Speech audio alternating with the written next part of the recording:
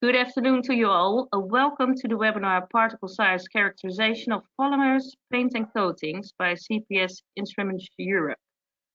Steve Fitzpatrick is the presentation of this webinar and also the inventor of the CPS Disc Centrifuge and director of CPS Instruments.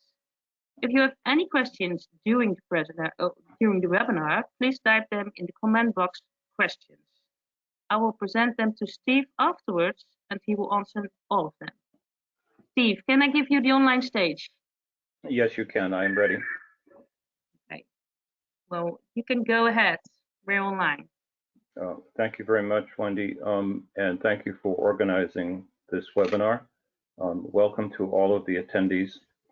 We have an hour and we have a fair amount of material to cover, so I'll be moving reasonably fast to save some time at the end for questions. So today we'll be talking about the use of differential sedimentation to characterize particle size in polymers, paints, and coatings. And today we'll be focusing mostly on polymers and many of the polymers that are used in paints and coatings, as well as pigments that go into those same paints and coatings. So as Wendy said earlier, you want to ask questions, just send them to Wendy through a comment box, and then she will raise those questions to me at the end of our webinar. Today's content is in two parts. The first is a review of the theory of the disc centrifuge, how it works and how it generates a particle size distribution. And the second part is applications in polymers, paints, and coatings. So the theory of measurement is based on Stokes' law. Sir G.G. Stokes, about 300 years ago, 250 years ago, found that he could determine the size of a particle based upon its velocity of sedimentation using the equation that you see there at the bottom. Velocity equals to difference in density between the particles and the fluid times the gravitational force, the diameter squared, and the viscosity of the fluid. Rearranging that equation, you can get the diameter from the measured velocity.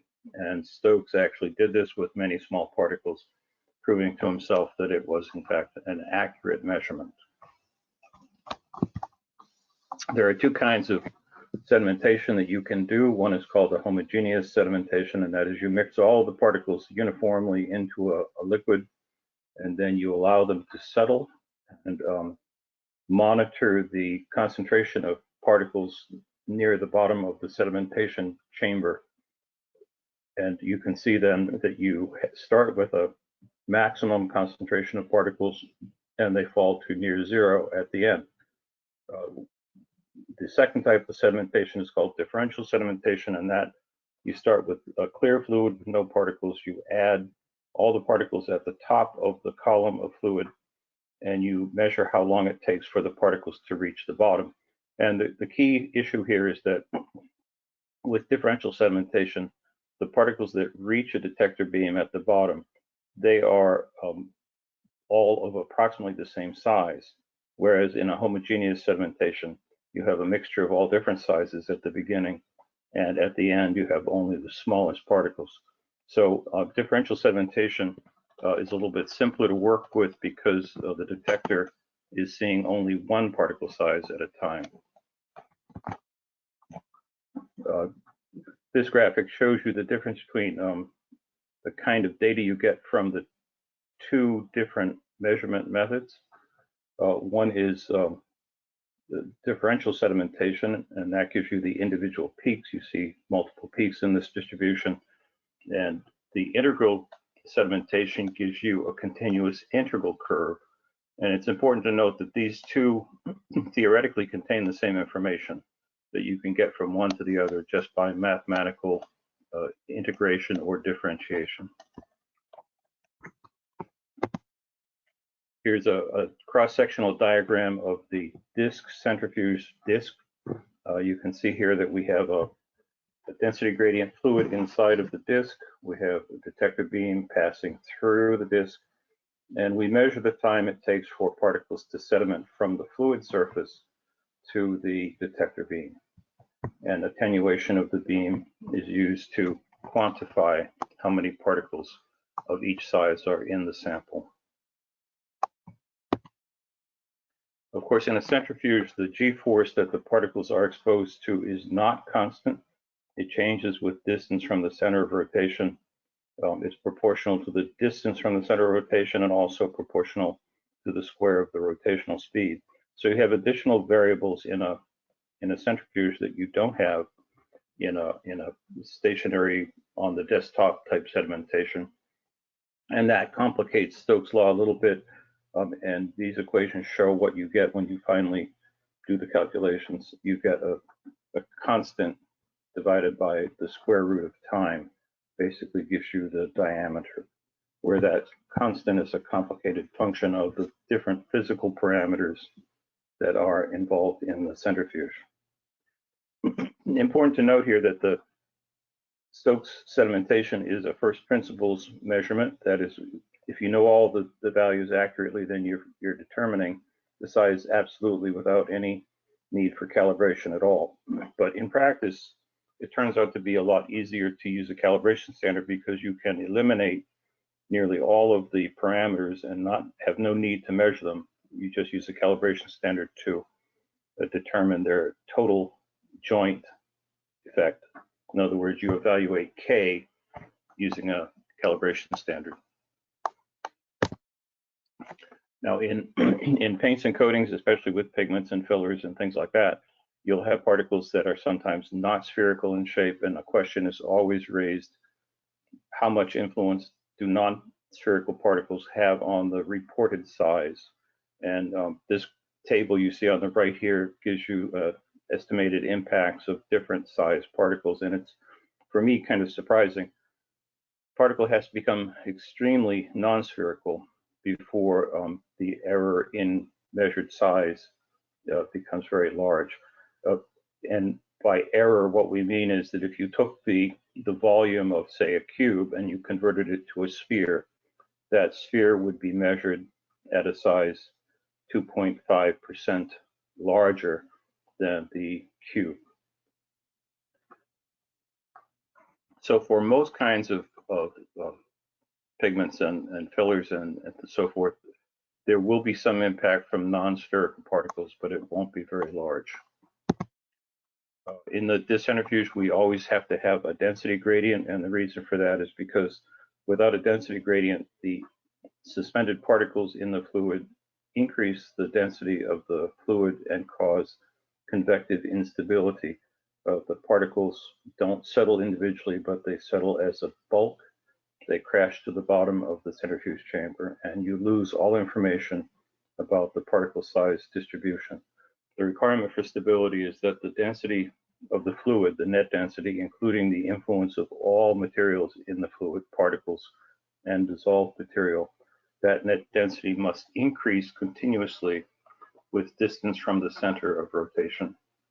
And it's stated as a first derivative of density with respect to radius of rotation. This graphic shows what happens when you don't have a density gradient present. You try to put a more dense fluid on top of a less dense fluid, and you see penetration and crashing of the more dense material into the less dense. This is called streaming by some people, and it is inherent in any case where you have a more dense fluid above a less dense fluid. The gradient that we use eliminates this problem. Characteristics of density gradients, they're always made from at least two components, one of higher density than the other. They're formed either manually or by stepwise additions. Manually via stepwise additions or with a density gradient builder. If you do it in stepwise additions, you're left initially with a staircase-shaped gradient, but over some time, 15 to 30 minutes, the staircase relaxes enough that it's nearly linear in shape. With the density gradient builder, the gradient is linear as soon as it is formed because the gradient builder continuously changes the density that's being added to the centrifuge. The components in the density gradient have to be soluble completely with each other, and they have to be compatible with the particles that you're trying to measure. You can't have a reaction, say, between the liquid of measurement and the particles. The gradients undergo degradation via molecular diffusion, and so they normally have a practical maximum lifetime. And it's possible to form a density gradient that has constant refractive index if you use 3 components instead of 2. It's a clever way to produce a more stable baseline in many applications. One note here, it's possible to form a density gradient that is indefinite in lifetime if the molecular weight of the material which forms the density gradient is high enough and the rotational speed of the centrifuge is high enough. You will have actually a separation of the materials driven by the centrifuge itself, and in that case, instead of undergoing degradation, the gradient will last forever as long as the centrifuge keeps spinning. Now, the advantage of the disc centrifuge is that it gives you very high resolution measurements. And so I want to talk a little bit about what is a resolution of the measurement. And there are 2 ways that it can be characterized. One is how much overlap you get between 2 perfectly narrow samples, a known distance separated between them. And the second way is what's the minimum reportable peak width for a perfectly narrow sample. And the 2 graphics here show you crudely what I'm talking about. On the left, you have 2, quote, perfectly narrow samples that have been measured jointly, and they overlap. And the extent of their overlap represents approximately 2.5% of each. On the right-hand graph, you have a single peak, also perfectly narrow, and the tails, the large and small fractions, represent 2.5% each. So in this case, you'd say that the resolution is 18.2% for this measurement, because remember, these are all perfectly narrow particles. There are no differences in size between the particles in the peak here at 550 nanometers. All the particles are the same. And here are some typical resolutions for different sizing method. Electrazone counter is the Coulter counter method. Laser diffraction, I'm sure you're all familiar with. Photon correlation spectroscopy, or DLS, is 50%. It can be a little bit better, but there's a lot of problems with artifact peaks if you try to make it much better than that.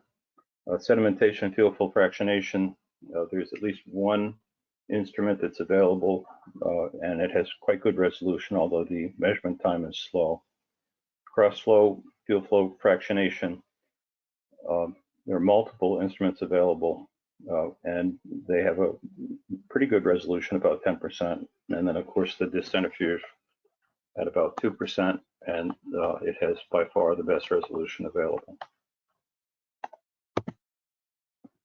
Now, in the disc centrifuge, you might ask, well, what's the resolution with really small particles or really big particles? Well, with big particles, the resolution is set by the physical layout of the instrument. But as the particles become smaller, they undergo diffusion due to Brownian motion during the measurement itself. And because of that, they can limit the resolution. They reduce the resolution compared to its theoretical maximum. And we know from experience that, in fact, particles larger than about 200 nanometers are essentially unaffected by Brownian motion. It's because the G-force is so high that these particles sediment much more quickly than they diffuse. But with particles smaller than 200 nanometers, and especially 200 nanometer particles that are low in density, like say polystyrene, Brownian diffusion starts to cause some broadening of the peak, so that the resolution is not quite as good with the small particles as it is with larger particles. And at a sufficiently small size, diffusion dominates sedimentation. And in fact, trying to measure below a specific limit is a pointless exercise because diffusion is so rapid that information about the particle size distribution is essentially lost.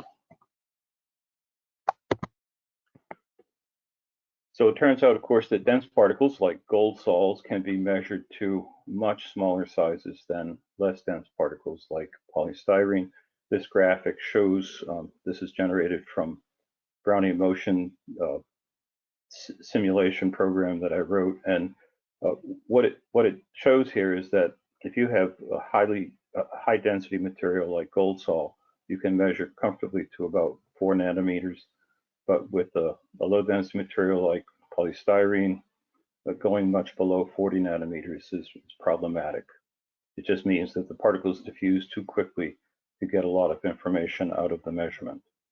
And in this case, we set the minimum practical size at 20% resolution. And what that means is the perfectly narrow SiO2 particle of 13 nanometers would be reported at 20% of its width, of the peak mode width. So perfectly narrow samples will be reported as 20% resolution. All right, when the particles get to the outside of the disk, they pass through a light beam and they scatter and absorb a fraction of the beam. They scatter based on their size and refractive index, and they absorb based on their optical absorbance parameter. Scattering and absorption are described by me scattering theory, and it's valid for all materials and all wavelengths. Scattering and absorption always depend on the optical properties of not just the particles, but the medium the particles are suspended in and the wavelength of light. Pigment particles often have very strong absorption, which dominates scattering at small sizes, and we'll talk about that a little bit more as I go forward. So here's a simple diagram of what we're talking about with scattering. An incident beam hits a particle, and the particle scatters light in all directions, and there's a light sensor, and it has an angle of acceptance. So some of the light will be scattered, but it will be scattered at forward angles and still go into the light sensor.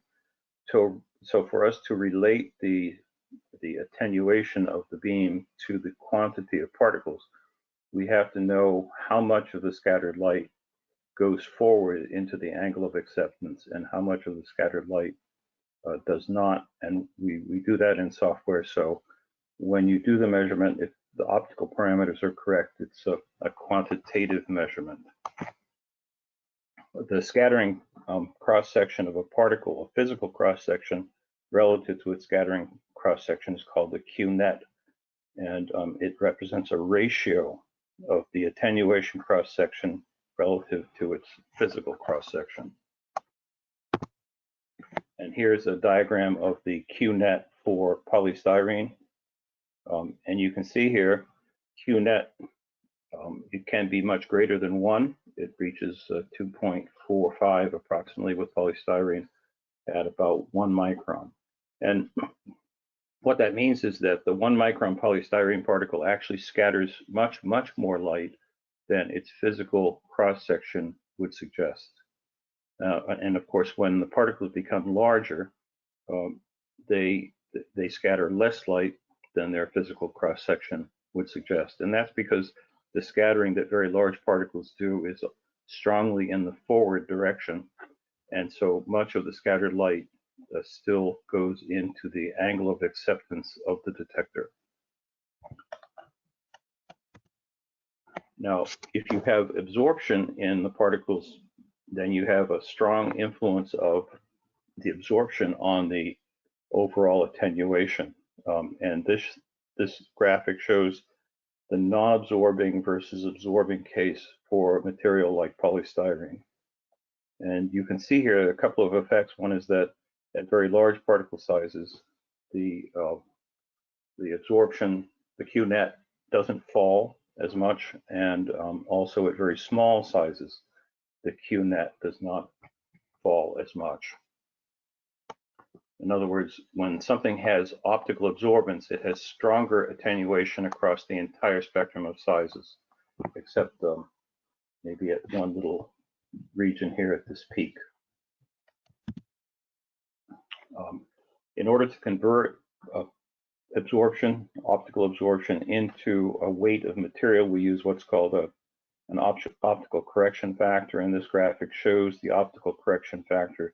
It's essentially a number that's multiplied times the optical absorbance to determine the weight of material at that size. And you can see here the blue trace with optical absorbance does not rise at very small sizes. It remains asymptotically constant. In fact, it becomes asymptotically constant. And what that says is that if you have an absorbing material in solution, individual molecules, it will have constant optical absorbance. And that's basically saying a really fine, strongly absorbing material like a pigment is essentially the same in terms of its optical performance as something that's actually dissolved in the medium. Okay, so here are some applications in polymers, paints, and coatings. In polymers, we have a wide range of water-based polymers that are routinely measured with the Disc Centrifuge. For water-based polymers, the practical maximum size is about 60 microns. The smallest practical size is 60 nanometers or less, and that depends on the density of the polymer. The worst case would be something like polystyrene, which would be near 60 nanometers. Complicated multimodal distributions are always reported accurately because we physically separate the particle sizes during sedimentation. And a very wide range of sizes in a single sample can be measured if we program the speed of the centrifuge to increase during the analysis. Excuse me, my granddaughter has come to bother me, and I need 1 second. AJ, I'm in a conference. I love you too. Bye. Sorry, she wanted to tell me she loves me. Okay. So with speed ramping, we can measure a very wide range of sizes in a single measurement. Okay, here's an example of polystyrene. We have here, these are actual size standards from Duke Scientific. We purchased them recently because we were doing a side-by-side against a competitive instrument, and we wanted to use exactly the same materials as the competitive instrument. And as you can see, the resolution is excellent. And in fact, resolution is almost exactly the same as TEM because the reported peak widths according to TEM were essentially identical to the reported peak widths from the Disc Centrifuge.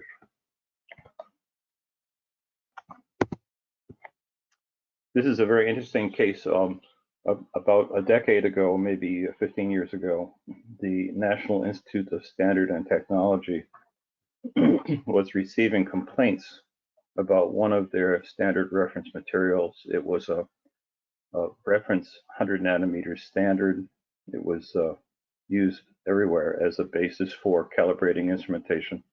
And they received complaints that it seemed wrong, and they got in touch with us, and they sent us about 20 representative randomly grabbed samples from their stock, and we measured them, and this is an example of what we found. You can see here that the blue trace represents the normal material. It has a single strong peak with almost no aggregate material, but the complaint material had the same peak, but with multiple larger peaks, and these represent clusters of 2 particles, 3 particles, 4 particles, 5 particles, and so forth. Some of the samples that we received from NIST were, in fact, so badly aggregated that we could see clusters out to 12 or 15. They were destroyed, and it turned out that the material was being stored in a freezer, in a refrigerator, and the refrigerator was cycling through temperatures and causing the material to freeze and thaw over and over again. And the freeze-thaw cycles caused the latex to become unstable. This made people very unhappy because the material would cost, I think at the time, about $800 for 3 milliliters.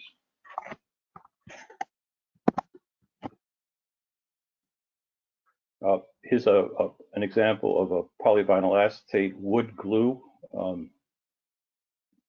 I use this as an example to show that the instrument is essentially not influenced by sample concentration. I purposely took the same sample and diluted it 2 different times, once more than the other. And you can see here that when normalized for the same absolute peak height, the 2 distributions are identical. But when I took the same data and presented it on fixed scaling, that is showing the absolute amount of material that was injected, you can see that in fact it was diluted by a factor of approximately 2. So the results are independent of particle concentration pretty much across the board. This same customer had problems with control of viscosity at high latex solid content. It was a wood glue application, and they gave us a series of samples which we tested, and you can see here what their problem was. They had a process that was wildly out of control, and so of course the viscosity in the concentrated final latex was quite variable. If you have a material, a polymer that is lower in density than the liquid it is suspended in, say polybutadiene in water, then we have to use a low density method to measure it, because the particles will not sediment through the liquid. They float on the surface. So in the low density method, we deliver a sample through an injection ring and through capillaries. You can see the 4 capillaries here. And the capillaries, and the capillaries carry the sample to the bottom of the disc chamber, that is here, here, here, and here. And the material that's injected then spreads rapidly over the outside edge of the disc chamber, and the particles float towards the surface. And we move the light beam, the detector beam is moved from the outside edge of the disc chamber to further up near the inner part of the fluid. And when the particles float, then of course they arrive and scatter light from the detector beam. The measurement is identical to a normal measurement, except the particles are moving in the negative direction, moving towards the center of rotation instead of away from the center of rotation. And here is an example. This is 2 runs of a polybutadiene latex we received from a customer. You can see here there's a little bump on the pink trace. There's an extra bump, and that turns out it was a slight cross-contamination of the polybutadiene calibration standard of 430 nanometers. But otherwise, the repeatability is excellent. Okay, this was a series of bimodal acrylic paint latexes that we received many years ago from a producer in the Middle East who will remain nameless. And they sent us many samples. I think we got a total of 20 or so samples. And this was 3 of one particular grade. These were production lots. And you can see that they were, once again, wildly out of control. When they got these results, they were very unhappy. So they asked us to repeat because they didn't believe them. And we did. And so I did the work again. And you can see here that the replicates are perfect. There was absolutely no variation in the measurements. The problem was that the samples themselves varied dramatically. This is a styrene acrylic latex polymer. I think it was used for fine paper coating, if I remember correctly.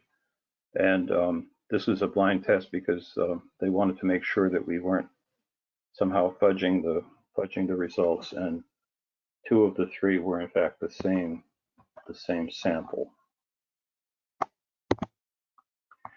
Okay, so in pigments, we can cover a wide range of inorganic and organic pigments, all different kinds.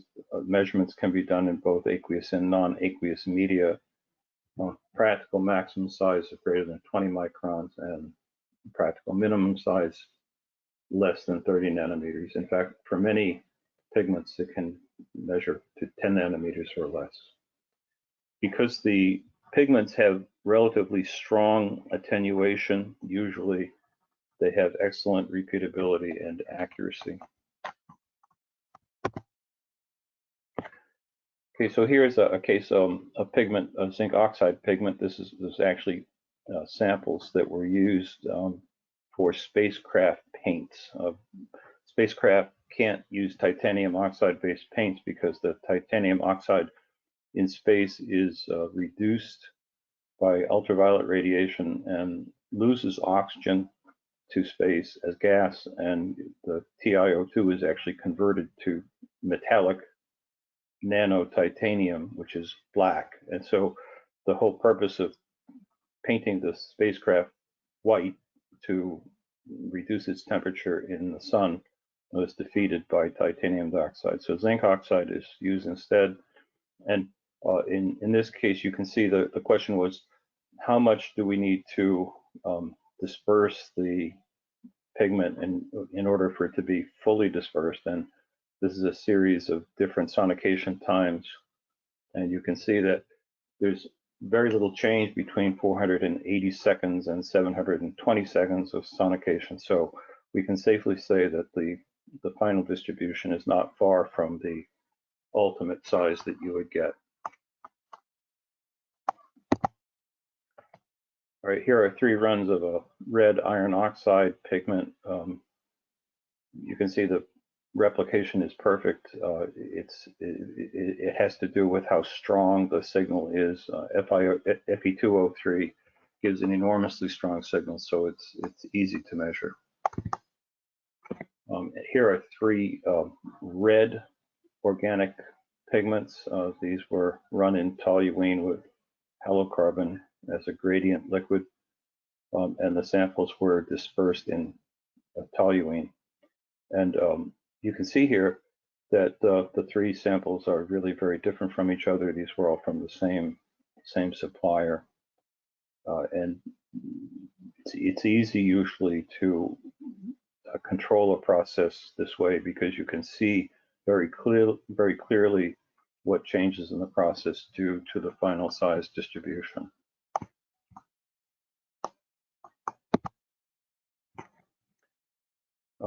This was a concentrated organic pigment base. They used it as it was like a paste that was diluted in a final application. It was a solvent-based paint, and the question was, could we measure and differentiate between 2 different lots? And you can see here, I'm sorry, what would be required to fully disperse the material, and just dilution did not do it. It took dilution plus sonication to get complete dispersion of the concentrated pigment.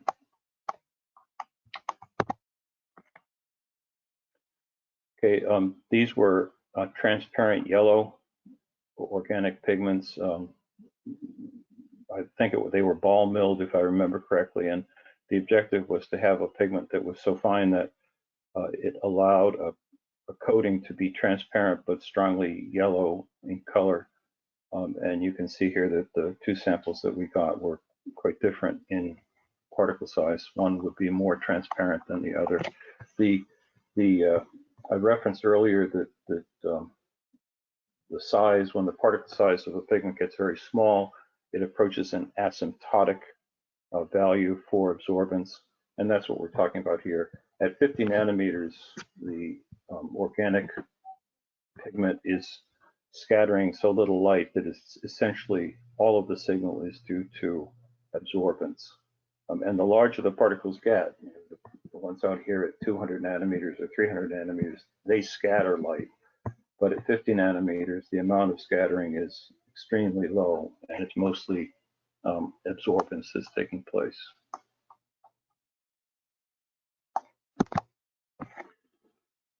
And finally, we have a very easy application for the disc centrifuge. This was a fine black pigment. It was a carbon black. And you can see here that the 4 samples were dramatically different from each other. They were expected to be different. And so this was not a surprise to the supplier.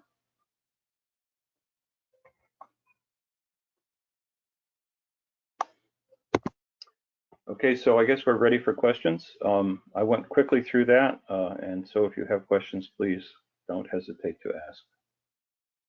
Yeah, thank you for the presentation, Steve. Let's see if any questions or reactions will still pop in, because I haven't seen any. I think you were very clear. But let's give them a few seconds. See if there are still any questions. I don't think so. I think everyone finds the presentation very clear. Okay. So I would like to thank you again for your very clear presentation, and thanks everyone for attending the webinar. There were at least 50 people watching today. Okay. Thank you all. And if you have any questions, please don't hesitate to email us or your local dealer. They will be able to answer all of your questions. And if they're not able to answer your questions, they can also always call Stephen with some special questions. So thank you all. We are going to end the webinar now, and have a good. Oh, there's still one. I think. Could you give more explanation about the gradient is useful on centrifugation? Could you give more explanation about the gradient? Okay, I can certainly try. Go back to that point in the presentation. Okay. All right. Here's the issue. If you for example took some sucrose or salt and you dissolve them in water, the dissolved material, the sucrose or the salt, increases the density of the liquid in which they are dissolved. And if you attempted to place a drop of that solution, either sucrose or salt, on top of a column of pure water, what you would find is that the drop of solution crashes to the bottom of the liquid, leaving behind a stream of partial solution. And the reason for that is that the dissolved material increases the density of the liquid, and so it is exactly the same as a liquid of different density. It's no longer water, it's water with higher density due to the dissolved material. Particles do exactly the same thing. There's no difference whatever. And if you take a suspension of particles and measure the density using a hydrometer, you'll see that in fact the suspended particles always change the density of the liquid. If the particles are higher in density than the liquid, then suspended particles increase the net density of the liquid. And if they're lower in density than the liquid, they decrease the net density of the liquid. Now, what would happen is if we put a suspension of particles on top of a column of pure water, that suspension would act exactly the same as a solution of salt.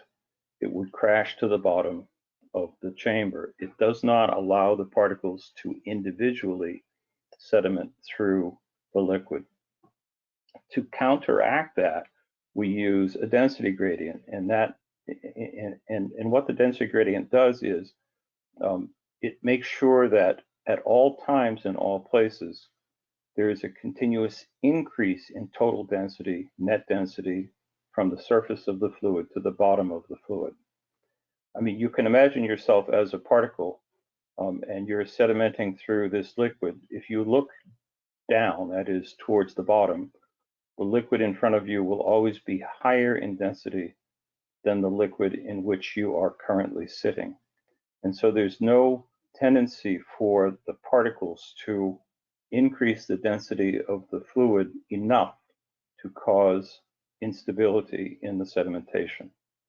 Now, there's a limit to how concentrated the particles can be. If we try to use a concentration of particles that's too high, we can overwhelm the gradient, and it will again become convectively unstable. And this graphic shows physically what happens when you have that instability. The individual particles don't sediment according to Stokes' law, but rather the entire bulk mass of suspended particles crashes into the liquid and forms a complicated convective stream as it crashes through. So you can see here in this diagram that you don't get any information about the dissolved material. You get only information about how two different liquids mix together under convective forces. I hope that clarifies. If not, we can send you a document part of our manual, and maybe we'll give you even more information. Okay, thank you. There's another question from Italy. How much quantity of pigments do you use for the measurement? How much quantity? Quantity, did I hear that correctly, Wendy? Yeah, I think she means what's the quantity of pigments you use for the measurements? Okay, it would vary over a pretty wide range, from a fraction of a microgram to perhaps 1,000 micrograms. Typical measurement might be 30 or 40 micrograms injected material. A very small quantity. Okay. The injected volume is typically 100 microliters, which would be roughly 1/10 of a gram, but the concentration of suspended particles is not high. So the total weight of particles alone, not the liquid, the particles, would be in the range of 10 or 20 micrograms. Okay, great, thank you. Question from Germany. How does the absorption correction correlate with the specific absorption of the pigment? Isn't it necessary to know the absorption coefficient at the detector wavelength? Yeah, it's a very good question, and the answer is yes. If you want to do a quantitative analysis, if you want to actually get the absolute weight from the measurement, then you have to know the optical absorbance at 405 nanometers, which is the wavelength of the detector beam. And so keep in mind that what we're talking about here, when we talk about the absorbance constant, it's the imaginary part of the refractive index for the particles. Refractive index has two components. It has the real component, which is what we think of when we say refractive index, but it also has the imaginary component, which is the absorbance, how quickly the light is attenuated as it passes through the material. So to do a quantitative analysis, you would have to know the absorbance constant, the imaginary part of the refractive index at the wavelength of 405 nanometers. Now, it's certainly possible to develop that if you have a spectrophotometer and a very finely divided sample. You can actually do that determination, and many materials have published values for the imaginary part of the refractive index, and then that solves your problem. You can just use those values, published values. Okay, great, thank you. Can we measure, another question, can we measure a mixture of particles which vary in density significantly. For instance, you have small particles and large particles composed of different materials with very similar mass. Yeah, it's a difficult, you're asking, it sounds like the whole paint question. Can you take a sample of a compounded paint, dilute it and measure it? And the answer is complicated. It very much depends on the materials themselves, what's in the mixture. If the two materials that you're trying to measure are sufficiently different in size and or density so that they separate fully during the measurement and they don't overlap, then you can definitely do the measurement in one analysis, and we have done this many times. For example, if you had a simple paint based on titanium dioxide and an acrylic binder, the titanium dioxide would normally sediment much faster than the acrylic binder, and so you get a peak for the titanium dioxide completely separated from the acrylic binder particles. And in that case, you can actually calculate the analysis twice, once for the properties of TiO2 and once for the properties of the acrylic binder, and then ignore the portion of the distribution that doesn't apply. So you could actually get all of the data out of a single measurement. And we've done this, but it very much depends on whether there's overlap. If the materials are such that they both arrive at the detector at the same time, then you can't get much information out of the measurement. Okay, great, thank you. And here's a question from Lucas. He says, thank you, Steve, for the nice presentation. In the applications shown, it seems you couldn't use a particle standard with the same material. So how could you well determine its QNet as function of particle size?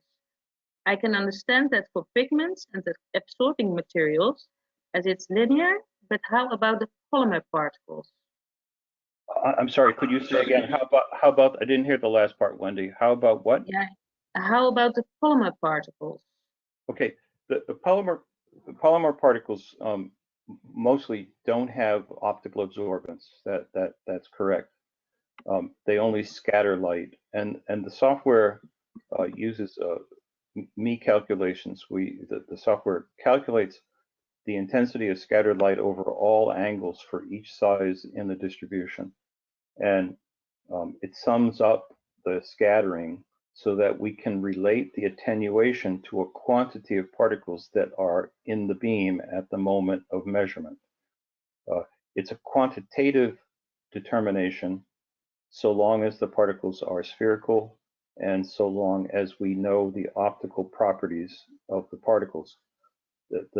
In this case, if it's a binder latex, for example, generally we would know the optical parameters for the particles pretty accurately, and so we could do a quantitative determination of the amount of binder, for example. And in fact, we did this for one customer many years ago. They had a serious complaint that a lot of their paint was not performing. It was cracking, mud cracking in the field upon application. And they asked us to try to help them, and what it turned out was that there had been a formulation error and they had not used the proper quantity of binder in that lot of their paint.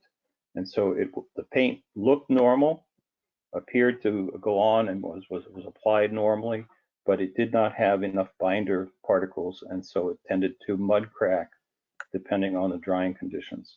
So yeah, it's possible to measure the polymer particles very accurately. Okay, thank you. Well, that was the last question for now. Okay. Well, I would like to thank you again, Steve, also for taking the time to answer all the questions. Well, again, if you have any questions, ask your local dealers, or they can also ask questions to Steve again. And Lucas says, thank you for the explanations. It's much clearer now. So, well, we will end the webinar right now, and we will wish everyone a very good evening. All right. Thank you, Steve.